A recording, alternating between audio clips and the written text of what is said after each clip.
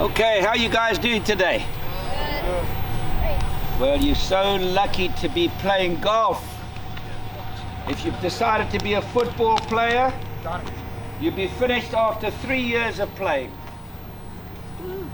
Any other sport, you're finished when you're 32, 34 years of age. Golf, you can play. I won a golf tournament on the US Tour at 63. I'm 85 now, and I beat my age every day by an average of 10, 12 shots a day. And it's a game that you can travel around the world, more so because it's the one sport that's played in every country in the world. And it's the best sport for your business. One day when you go out and go into business, golf is the best game to make friends and do some business. And it's a tremendously difficult sport. Now I want to do a test. I want to just do a test, and I reckon you guys are going to fail, okay? Right, we'll start with you. How are you today? I'm doing good. How are you? Okay, we're going to go with you, Dex. How are you? Good, how are you? Well, who's been teaching you this? You know that you're the first two boys in the last 10 years that I've said, how are you? You didn't just say good. You said, fine, thank you. How are you? If I ask you how you are, you should ask me how I am, right? Well done. I'm very proud of you. Who taught you that? Donnie? Has Donnie been teaching you that? No. Yeah, if somebody says, how are you? You're going to say, fine, thank you, sir. How are you? In fact, the right way to do it, when I first came to America 60 years ago and I met a young boy, I said, how are you? He took his hat off and he said, fine, thank you, sir. How are you? And that's the way you've got to do it. Manners are so important, aren't they? The greatest leader that ever lived was a man called Sir Winston Churchill. And he said, manners maketh a man. If you got bad manners, I don't want to be with you. If you swearing and cursing and smoking and drinking and all that I don't want to be with you. So you're lucky, guys, to be involved in golf, and you're lucky you got somebody like Donnie, who's a wonderful golfer and can help you to play. You've got to learn to lose well and win well. Now, Jack Nicklaus is the greatest gentleman I ever played golf with in my life. I played him twice in the final of a World Match Play Championship, and I beat him 6-4 and 5-4. He put his arms around me and he said, well played. And that's what you got to do. And when he beats me, I look him in the eye and I say, well played. You've got to be able to be a good loser and a good winner. It's very easy to be a good winner.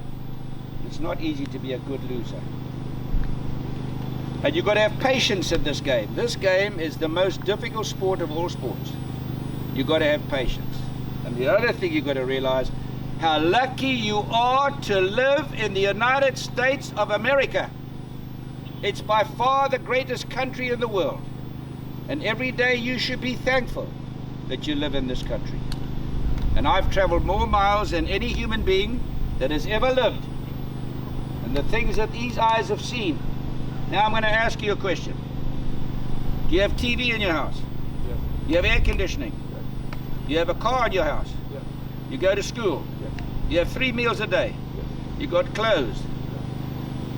Most children in the world don't have any of it. Not one of those things. You can go to some countries where the children sleep on that floor with a brick as a pillow. None of those things that you have. And so you've got to be grateful that you live in the United States of America. Because most students in this country don't know a thing about the rest of the world.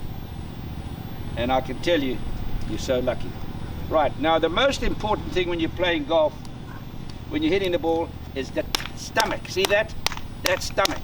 You've got to do your sit-ups, and you're not to overeat. Overeat kills more people than any disease in the world. Obesity is the worst thing that can happen. You've got to keep that in shape, and if that's getting big, just eat half. It's as simple as that. Now that's the hardest thing in the world to do, to eat half. I want you to try and remember these 4 things. If you want to live a long time, and you want to live well. Number 1, you've got to eat half of what you eat. Number 2, you've got to learn to exercise every day of your life.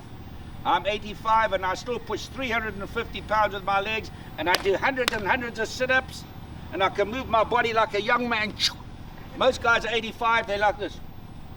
In fact, most of them are dead. Right. So, it's eat half as much as you eat, exercise, and laugh. Laugh 3 times as much as you do. Because when you laugh, it makes your body, it puts things, a certain chemical through your body that makes you live longer. And number 4, you got to have lots of love in your heart. Lots of love for people. Can you remember those 4 things? Who's going to repeat them? Eat half as much. Eat half as much. Exercise. Exercise. Laugh and love. Laugh and love. Well done. Okay. All right. So now the most important thing when you hit the ball, you see everybody has different swings. Did you see, if you watch the golf, did you watch that guy called Wolf? Did you see his swing? It looks like Zorro. But boy, he can play. He can play because of one reason.